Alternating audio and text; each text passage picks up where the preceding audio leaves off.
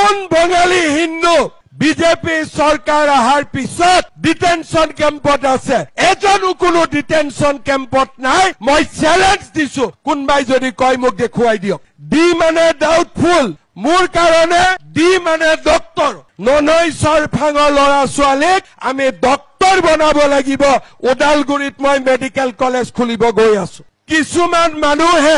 election আহিলে মিছা প্ৰচাৰ চলাই বোলে বঙালী হিন্দু মানুহ ডিটেনশন কেম্পত আছে এটা নাম দিয়ক কোন বঙালী হিন্দু বিজেপি চৰকাৰ অহাৰ পিছত ডিটেনশন কেম্পত আছে এজনো কোনো ডিটেনশন কেম্পত নাই মই চ্যালেঞ্জ দিছো কোনবাই যদি কয় মোক দেখুৱাই দিয়ক আজি অসমত বিজেপি চৰকাৰ অহাৰ পিছৰ পৰা সকলো মানুহ সুৰক্ষিত হৈ আছে নে নাই অসমীয়া মানুহ সুৰক্ষিত আছে নে নাই গোৰ্খা নেপালী সুৰক্ষিত আছে নে নাই চাহ বাগিচা ৰাইজ সুৰক্ষিত আছে নে নাই বঙালী হিন্দু সুৰক্ষিত আছে নে নাই বিজেপি চৰকাৰ অহাৰ পিছত বিটিএডিত এটা গুলি ফুটিছে নেকি কোনেও ভয় নাখাব আজি মই সকলোকে কম ৰাজনীতি নকৰিব মানুহৰ কাৰণে কাম কৰক মানুহক ভয় নুখুৱাব মানুহক সাহস দিয়ক ডি মানে ডাউটফুল